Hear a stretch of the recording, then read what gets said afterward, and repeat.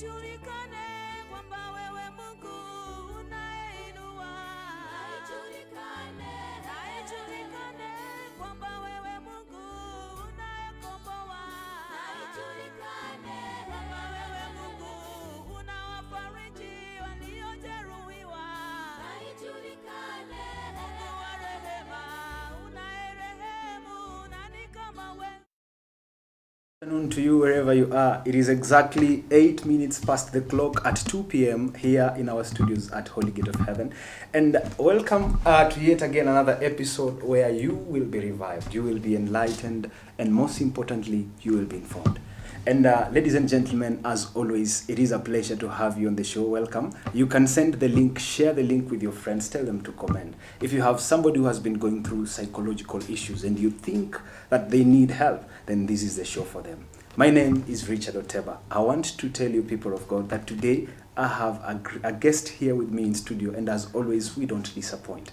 She is a woman of God. She is a professional counselor, a trauma specialist, and she is a trainer at the trainer of facilitators here in Kenya. She is also an author of a book. Her book I just launched the other day, last year, and the title of the book is The Story of Hannah Elkanah. She is the founder of Connector. Connector is a CBO, a community-based organization running here in the country, and we bless the Lord so much for her. And she is also a member of the Pastoral Council here at the Holy Gate of Heaven Church, and we bless the Lord so much for her. She has worked with people. She has consulted with the Kenya Red Cross. She has worked with the Afya Center, Annex Kisumu. She has worked with the World Vision and the Kenya National Commission of Human Rights. Ladies and gentlemen, without further ado, allow me to bring on board my guest today, none other than Pastor Ann Nikoe. Thank you. Welcome, ma'am. Thank you. I'm blessed to be here. Thank you so much. Yeah. Thank you so much for creating time to be here and helping us to shape the word. Thank you. So the title of our show today is Relationship Surgery. Well, I'm sure you're just worried, just like I am. You're very curious and you have lots of questions. Well, go ahead in our comment section and tell us the questions you have, even as we dive deep into this. And I know somebody is asking, why surgery? Why relationship? But before we get there, last week on our show, on our previous show, we had somebody ask a question, and Mama would like us to begin from there. Yeah. Somebody asked a question, and I would just like to read out the question. The question reads that, what can someone do when sometimes you don't want to be around people? And you are moody, your moods change, and you are in a group discussion, and possibly you're afraid of giving your opinion because you think you are wrong and you don't want to be judged. Okay, first of all, that is a red flag. It shows that something has happened to you, because suddenly feeling like you don't want to be around people, and initially you are comfortable with people, is a sign that something has happened to you. True. Most likely it is a traumatic experience, a betrayal, or whatever has happened. And it needs attention. That means you actually need professional help to be assisted. Number two issue is that where is the fear coming from? Exactly. And who told you that you might be wrong? Because that is for me, that is an indication that you have underlying issues. You have low self-esteem, or you are developing low self-esteem, and then you are tending to go towards what we call negative self-talk, pathological thinking. And it also comes back to what is the experience you have had. Because now you are judging yourself before even people begin to respond or judge you. So the important thing is to know that you are worthy, you are worth listening. and you have a right to speak out. Every human being has a right to be listened to. Mhm. You have a right to express yourself. That's great. Yeah. So if suddenly you are feeling like you don't want to be around people, you are having moods, you have fear, then honestly you need counseling so that we address the underlying issues, and then you are able to overcome and then bring back your life to normalcy. Now, So that is an indicator of trauma. an indicator of trauma. Yes. So they need professional help. That person needs urgently professional help. Urgently professional help. It is Yes. as urgent as she says it. So you can reach out to her, please. She will forward her number to you, and we hope that you will really do a good job, ma'am, Yeah. because I've seen you do it before, Yeah. and I bless the Lord personally for knowing you. Now, there was another question, that how can someone overcome trauma, especially if in marriage? What if the person who is taking you through the trauma is your partner or your spouse? Or your spouse. Yeah, number one is that assess the resources you have available. Mhm. The resources you have could be what is your strength? Mhm. Is it an abuse or a traumatic? Is it life threatening? If it is life threatening, then you need safety. You need to talk to an organization or a person so that you are withdrawn Yeah. from that environment. Mhm. Yeah, if it is life threatening. But if it is an issue just to work out, like verbal abuse, emotional abuse, then we are to assess what have you done to resolve that abuse. What has worked for you? What is it that is not working? Mhm. Then number two is that what is supposing you choose like to report the issue. If it is a threatening issue, if you Yes. choose to report to the police station, how safe are you? Are you going to report to the police station and come back home? That same will house. not be safe. True. So this person needs also to go to a counselor for professional help, so that we do what we call assessment. We assess your situation, and then is it a situation where we can do assertive training? Assertive training is whereby you are in a situation of abuse, but you can stand up and say to the abuser, no, I will not take it in anymore. Yep. Yeah. So if we can assess the resources that you have, if you are in a position to say no and not endanger your life, then you just need to be empowered, to be trained. How do you begin saying no? Because keep in mind, Richard, that when it comes to issues of abuse or of violation, especially like a marriage relationship, the first time your rights were violated, you needed to scream out, you needed to speak out. Mhm. When you kept quiet, you qualified to be abused the rest of your life. Now, Mom, now that we are talking about marriage, you see, when we get into marriage, our sisters and our ladies are told that the things of your house should be in your house, should remain and end in your house. Yes. So, what word do you have for this lady who took that word of counsel, maybe from their pastor, from their parents, or something? Should they just keep quiet because it concerns their house? So that's why you see most of them are beaten and they don't speak out. Okay, there is time for everything. Mhm. Even if the pastor advised you, it is the same Bible in Ecclesiastes chapter 3 that talks about there is time for everything. And Matthew verse 7 talks about time to keep quiet and time to speak out. Uh-huh. So there is time to keep quiet. Yeah. For example, taking the scenario of the church, you see, if somebody is physically abusing you, beating you up, maybe they have even cut you some parts. This scars, lady, so you have yeah, a scar. you have scars, Yeah. and this person tells you, "I will kill you." Oh my. There are high chances, 90% chances that he will actually one day do what? Kill you. True. So if Christ died for him, you do not need to die for him again. Yeah, you don't need to die for him again. Mhm. So there is time to keep quiet and there's time to speak. Wow. Yeah. Chances are 90% that he will kill you someday. I think that is very important. You need to take that home. And now we are diving into our topic of the day. Thank you so much for responding to them. I hope you who asked that question, you are well answered. And for more information, you can find us on the number streaming below. Thank you so much. For more questions, please go ahead and send them to this number. Now, we are talking about relationship surgery. Please help us understand the whole perspective of relationship. A relationship is where, you know, two or more people have a communication or an agreement, and they are working together. Yes. In a simple language. Yeah. Yeah.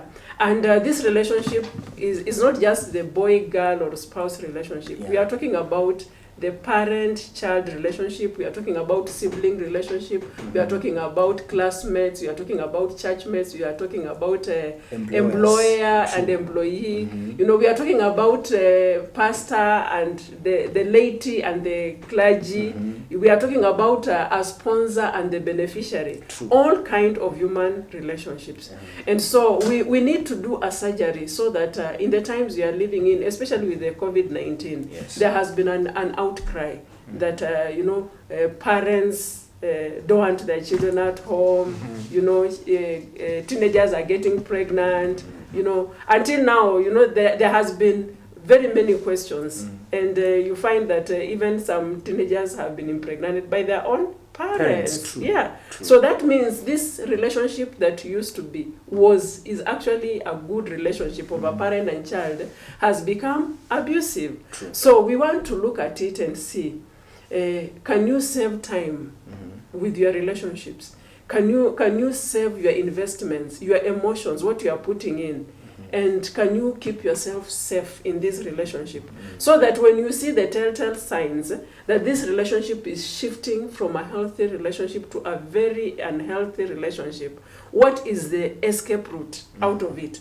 What can you do to save yourself, save time, and just be at peace? Yeah. Well, I feel like I should have asked the question, why the surgery?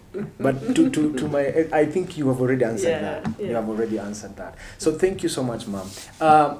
Are you a student? Are you a young man? Are you a youth who has a problem possibly with your parents? Are you an employee who has a problem possibly with your employer? Are you a laity and you have a problem with the clergy? Well, sit down and have time with us, because today you will have all the answers to whatever has been troubling you. So, ma'am, to another question. You see, people would ask most of the time that what makes a relationship healthy or unhealthy? Because you talked about you will find the best escape route. Yeah. And then for you to escape, that means that something must have changed somewhere. Yeah, something has changed. So what makes a relationship healthy or unhealthy? Or first of all, you can tell us what is a healthy relationship. A healthy relationship is a relationship where, you know, you are comfortable in the relationship. Yes. There is mutual understanding in the relationship. The partners, whether it is a teacher, student, parent, sibling, classmate, workmate, you know, there is that respect. And you feel valued, you feel understood. You feel you have opportunity to be yourself, you can express yourself. There is trust and honesty in the relationship. There is good communications. The boundaries of this relationship are well drawn out. Yeah. And there is that equality. You know, there is a fair fight. In case of a conflict, you have modalities on how we resolve the conflict. True. Yeah, so that you know, it's a give and take relationship. Whether it is a parent, a spouse, a child, a sibling, a student and teacher, a worker and an employee. It is a give and take relationship. It's even a if win-win. it is a win-win situation. Even if it is church, the clergy and the laity, it is a win-win situation. And the opposite is also true. Yeah, when you begin to see that in this relationship, maybe when you got into the relationship, Yes. you had this view that it is a good relationship and I am deciding. You know, there are those relationships which you decide. For example, you are joining this institution, you know, you are entering into this relationship with your colleagues, friends, Yes. you know, schoolmates, and then you suddenly realize that this person wants to control you, to manipulate. You do not have an opportunity to be yourself. It's like you cannot make a decision unless they have determined it. True. Actually, that is an abusive relationship. And you need to be having a plan of how to, you know, end the relationship. True. Yeah. True. Especially if you have tried to confront the idea And that you nothing do is not appreciate the control and the manipulation, and this person doesn't seem to be getting it. Then if you realize that there is a lot of dishonesty and you can't trust, anymore, this relationship. It's like you are scared. When you are around this person, you feel confused and you have a lot of questions. You are not so sure about your safety. You are not so sure about what will happen next. Then actually that is a yellow flag. It is tending towards red. Then, being in a relationship where this person, your other party is jealousy, is like, why were you talking to so-and-so? And I don't want to see you talk to so. Okay, what is that call? It's like even if you are receiving a phone call, the person must be there and listen to the conversation. That draws me to something called insecurities. Yes. Yeah, your counterpart is insecure. And because he or she is insecure, she must control you. And that means you are not safe. Because as a human being, you need independence. Whether it is a spouse, you have the personal space. There is the individualism in the marriage. Yeah. Because the me remains me. True. So we must have an understanding where our boundaries. How much can you look at my phone? True. How much can I look at your phone? You should have that understanding. I was joking with a friend, Mom, and he was telling me there is a reason why it's called my phone. Because it's mine, so it's me who it's me who decides. So this thing of I can use your phone or something, we will get there. But go ahead, please. Yeah. Then another red light for relationship, to check out and realize that is abusive is intensity. For example, for people who are dating, it's maybe a male-female relationship. Yes. It is the second time you are meeting on a date, and this guy is demanding for sex. He wants to get intimate, and yet you have not known one another. True. Or another one is like he or she wants you to have a joint account, and it is the second date. Really? Actually that one, it should raise jitters in your heart. True. Yeah, and that one, it should just already show you that no, we are not going far with this one. So maybe just a summary is that in relationship you can maintain 3 C's. That is communication. And then commitment and conflict. Clear communication. There must be equal investment. The time I'm investing in, the emotions and the resources need to be balancing with my recipient partner. Wow. So it is communication, commitment, and conflict. Now, Mom, let's talk about someone who is employed and the employer, for example. Yeah. I know we are just giving an example. Yes. Take an example. And now your employer, usually as an employee, you ought not to talk to them like always. That is what most of us are taught. Yeah. Even in ethical issues and stuff. Yes. So you don't ought to talk to them always. But then, how do I draw this boundary of communication and conflict? When it comes to employment, the issue is when you got into this contract of employment, were your terms of employment clearly spelled out? That is communication. Were the boundaries drawn? Maybe it's a house help. Were you told that you will make meals, but you cannot serve my husband? It's me to serve my husband. You cannot get into my bedroom. Wow, Number two is, what are the terms of payment? Maybe you got into this job contract without even knowing how much you are going to be paid. Then how long are you going to work? How many hours are you working? How many days in a week? That's very insightful. Very insightful. How much are you going to be paid? In case of damage or losses, is the employer going to deduct, from your salary? From your salary. Yes. That is the communication you needed to put on the table, or ask those questions during the interview after you have been employed. Normally, a good employer will do, how do they call it? They will do orientation. They will take you through. Yeah, they will take through you what they expect from you. Yeah. So, you are expecting a salary from me, and this is what I'm expecting from you. And then this is the boundary. You are not allowed to do ABCD. You are allowed to come this far. So it is there even in employment. Let me ask you, Ma'am. I'm just asking for my other young men who are curious. Should this be the case even for relationships? Yes, absolutely. Absolutely. So before we get there, I must know that I can use your phone or not. Yeah, we agree. Mhm. Yeah, okay, let me use you as an example. Yes, ma'am. Yeah, you have approached me, you want a relationship with me, and you are serious, maybe it's a relationship towards marriage. Yeah. Mhm. Honestly, let me ask you, Richard, Yes, in the normal scenario, people do a business proposal. True. Maybe minimum would be 20 pages. Mhm. Yeah. What makes you feel when somebody is proposing marriage, they should not do a proposal. They should write down, what are you coming to offer in this marriage relationship? How many children are you expecting? Supposing we get into this marriage and I can't give birth. Supposing we get into this marriage and I'm giving birth to girls only. And you are a Luya man. You want male children. What will become of our relation? Will you marry another woman? True. Yeah, we need to agree about that. Yeah, maybe we are coming into this relationship. I'm taking care of my sister and my brother. I'm paying for them school fees. Yeah. Will you allow me To go ahead to and do continue that? taking care of them? My family. Yeah. If not, then can we carry forward until maybe I'm through with it? Yeah, we have to agree.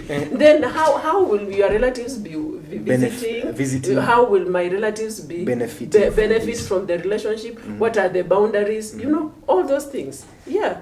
Maybe I'm working in Nairobi, you're working here in Bungoma. Will we continue staying apart, or are you going to quit your job? How often are we meeting? Yeah, how often are we meeting? Are you the one coming to Nairobi, or am I the one coming to Bungoma? Very You see, these are some of the things, and that is why even in church, a good pastor will not marry young people without preparing them, because the Bible says you should not enter into marriage hurriedly. True. But sometimes, young people is like, oh, I'm in love, and you see, pastor, we must get married next month. Ma'am, let me ask you, now that you talked about love, Yeah. is love blind? I don't think so. Thank you. I don't think So young men out there, I hope you're writing your proposals right. It better be more than 20 pages. It better be more than 20 pages. Now, let's move on to the next issue that really is very important. How do I benefit from a healthy relationship? What are the benefits that I get from a healthy relationship? Wow. In fact, being in a healthy relationship it's the making, and the unhealthy is the breaking. Because if I'm in a relationship where you see I feel loved, I am supported, I am encouraged, and I feel trusted, I have very little stress. And you see, stress is a number one killer. True. Irrespective of whether somebody has cancer, HIV, or whatever. Actually, what reduces or destroys the immune system is the distress level in a human being. So you'll find that you have very little stress if you are in a healthy relationship. Yeah. Number two, like normally, like in hospitals, when we are doing a checkup for maybe a trauma survivor, an HIV seroconverted client, we look at your support system. That is, how much of the family or friends do you have around you that love you, trust you, and support? This contributes a lot on what we call quick recovery. Because somebody who has support, who is in a healthy relationship, will recover very quickly from an operation, from sickness, even from trauma, because they are cushioned. Yeah. They don't have. They feel the warmth. Yeah, they feel the warmth. Yeah, and then this brings us to you will live a long life. There was a program that was being aired on NTV sometimes back. Why is these were Hindi? Are they Asians or whatever? They live a long life, and you'll find that most of them they live a long life as a couple, and then they are working. This trusted environment that is encouraging and supporting actually contributes to your general physical health, and this person continues to live for long. Then finally, a healthy relationship brings out the genius in you. Yeah. Powerful. Yeah, because now you believe, this person believes in you and helps you to believe in yourself. Yeah, and go for what you are made to do. Unaona? You are getting support, you are getting encouragement, you are respected, your individuality and uniqueness is being brought out. You have an environment where, it's like, ni kama mbolea, you have that seed and it has the water, it has the right temperature, it has the fertilizer, and therefore there is nowhere else to go except to flourish. So you'll find that people who are performing, people who are achieving, they actually have a strong backup, a good support system. Yeah. Good support system. Yeah. You said that a healthy relationship is the making and the unhealthy relationship Is the breaking. Yeah. Let's talk about the breaking now. Very briefly. Yeah, in this unhealthy relationship, for example, you are controlled. It's, somebody is panel beating you. Somebody is manipulating you. They are always, talking down on you. Yeah, so you can't bring out what you have. If you try to do something, they're telling you, who has done that? Even you. Now, what do you think you are? Yeah, it has never happened in our family. So you see, you have a dream that is being killed by this unhealthy relationship. And then most of the time you are distressed because there is a lot of dishonesty. There is distrust in the relationship. So you are distressed. And in case you have a setback in life, a traumatic experience, sicknesses, actually you will go down very quickly. Very fast. Because you do not have a good support system. Take a scenario where I am in a relationship with a lady and very practical, and this lady possibly is working and she is way too busy for me, quote unquote. She's way too busy for me. She doesn't have time for us. Could that be said to be an unhealthy relationship? There is nothing like too busy. If you don't have time, take time. We all have 24 hours. Please, if you don't have time, take time. If you don't have time, take time. Yeah, we all have 24 hours. Yeah, Richard, I'm not bragging, but I have had a privilege to interact with who is who in this world. I have had a privilege to interact with the guys from FBI on Kenyan soil. I've had opportunity to react with very busy people in this nation. Yeah. And you look at their schedule and you wonder. Just wonder. How did they even get this time? Yeah, how do you even manage your day? But these guys, they keep a diary and they have their priorities. Everybody has a priority. True. So if I keep on telling you I don't have time and we are in a relationship, actually what I'm telling you, Richard, in short, is that I don't value you. Because whatever I value, I make time for it. Yes. I'm sorry, young men who have been dating themselves and young ladies. On a light note, though. So if you don't have time, take time. Yeah. Anything else, ma'am? Not so far. Okay, thank you. So we, in case one realizes that they are in a relationship that is unhealthy, I mean, and the relationship is becoming absurd. How do I get out of there? What do I do? Yeah, number one, you need to assess your safety first before you react. Assess your safety. Assess yourself. Assess your safety. For example, you are a young lady who has gone on a date. This guy, right now people are meeting on Facebook, flying inside the country or moving from one spot of the country to another city. Then you are going for this date. You go to this date. Number one, you do not have money. Supposing you arrive late, you do not have money to take care of yourself. You do not have money to hire a room. You are going into an environment where you are in isolation. Yeah, you and this stranger, you have only met the photo on phone. Online. Yeah, online.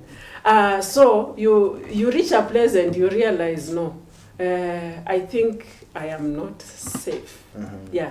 If this environment has many people, then the best thing you need to do is to lift your voice. Yeah. Create attention. Yeah, create a scene. Get attention, get out of it.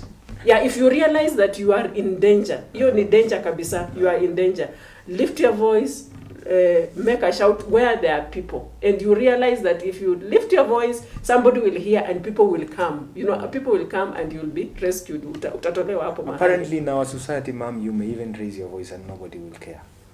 But there are still people who care. I know. Yeah, that is why I've said in an environment where there are people are.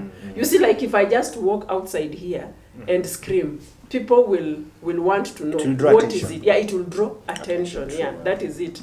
But if you are in an enclosure where you are alone, and maybe this guy has a knife, or you unaway ako stronger, then play compromise.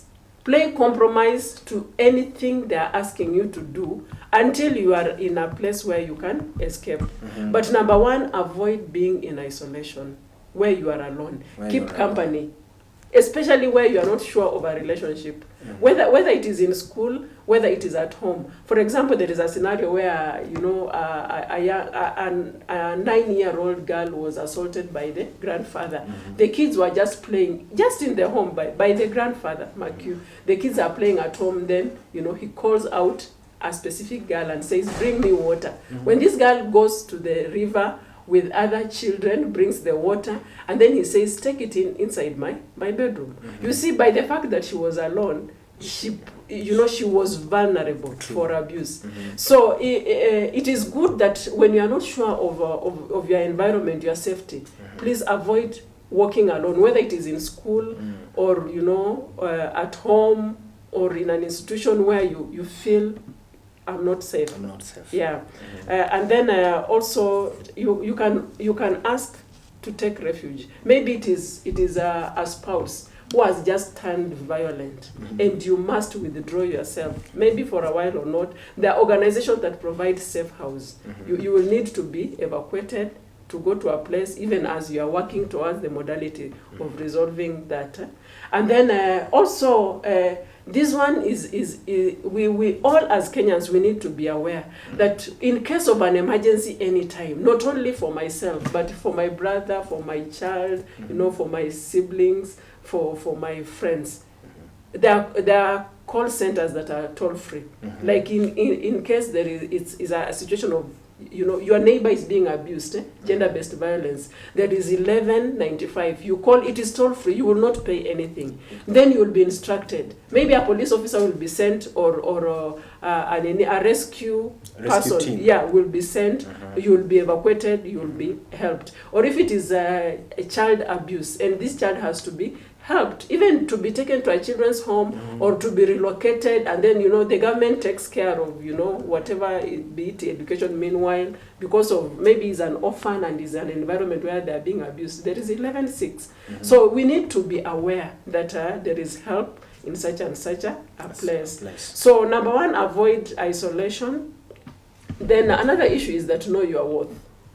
You know, ignorance plays a lot in you know, exposing us in relationship. Know your worth. Another issue is that understand what the law says. Yeah, very important. Very important. For example, like when it comes to this common issue of matrimonial abuse. You know, actually the Matrimonial Act 2014 states that there is no way a married woman cannot be chased from her matrimonial home. Yes, very you important. cannot. You need to know. So if you do not know, you will, you know, this man may wake up, maybe he has found a concubine somewhere, then he begins saying, oh, I married you by mistake, move out of my house. Then you ignorantly, you do what? You move out.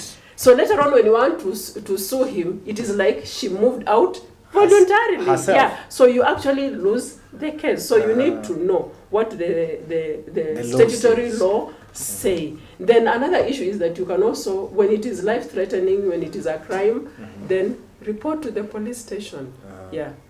So, I am looking at a situation, you said it very well, the Matrimonial Act 2014. You see, most of these people are not informed.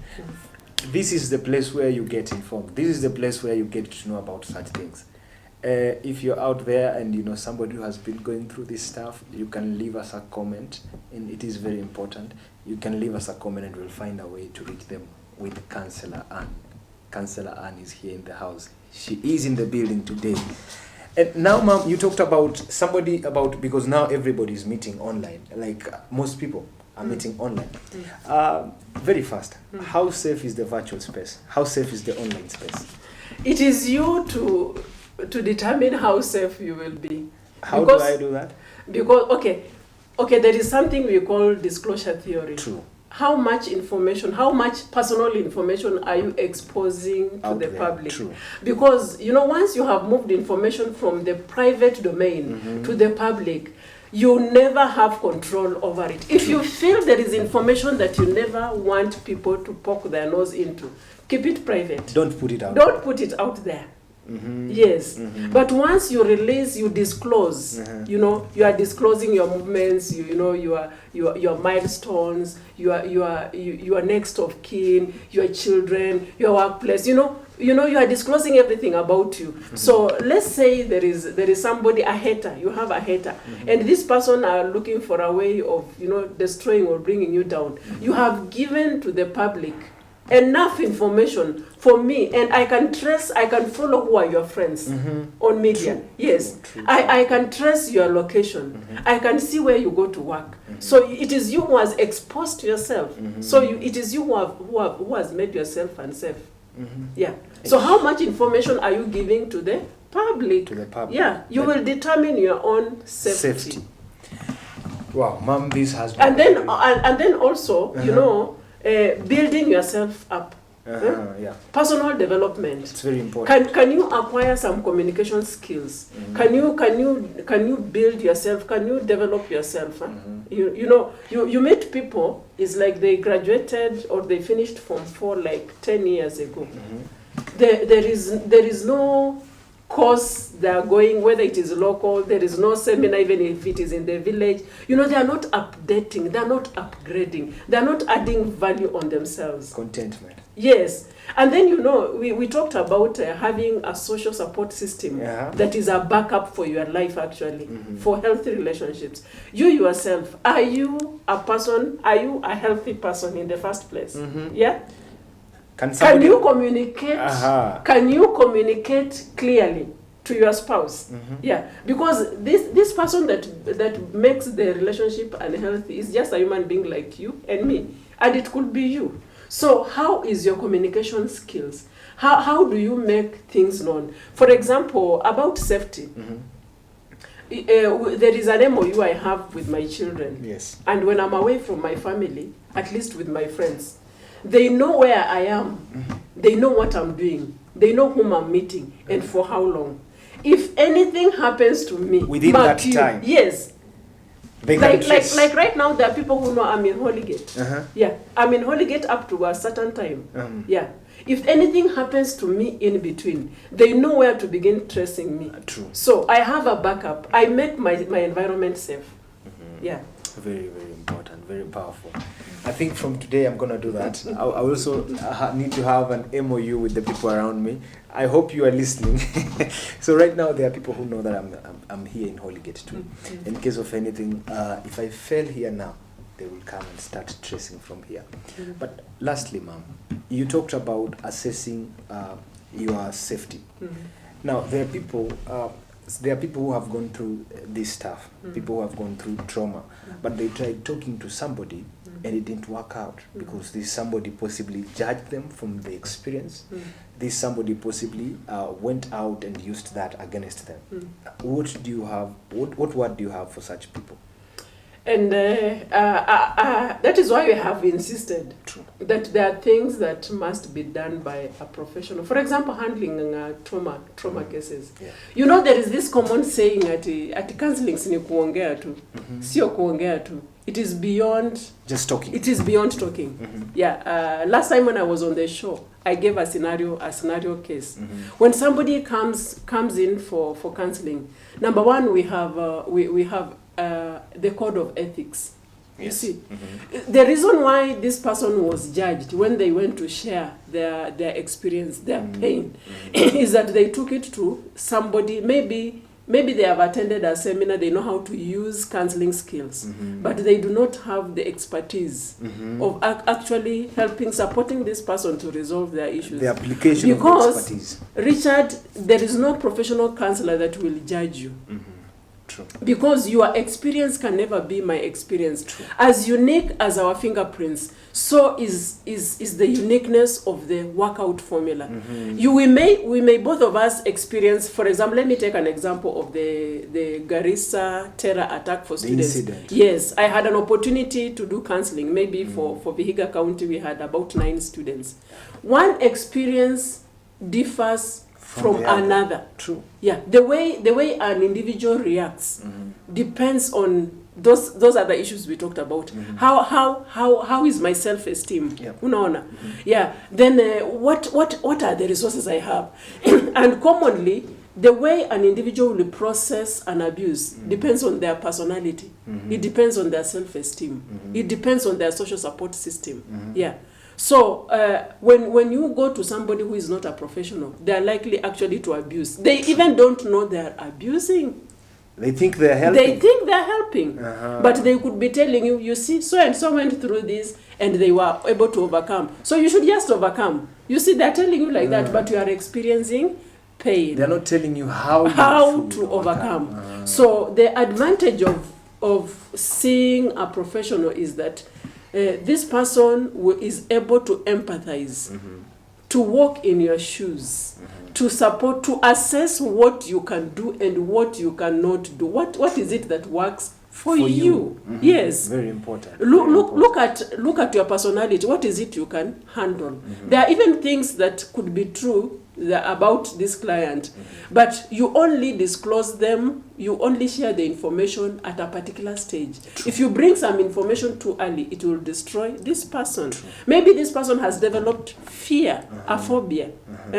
How do you begin to support the client to overcome the fear? Like the question we had. This one has a phobia for groups. Yeah. So if I want to help her begin to be comfortable to be in a group and to speak out, there is a process what we call systematic desensitization of the fear. Systematic desensitization. Yeah, that is a professional word ya kusema ya kwamba unamsaidia pole pole. You don't flood. You don't throw everything in the face of this person. Yeah. Very, very important. Yeah. Very important. I hope you have been helped. Send us your questions. We will read them right here. And now, Ma'am, even before we know time is really not on our side, but it is important that we address this. You say that you talked about self-esteem, because there are people who get into relationships, they fail. They get into jobs, they fail.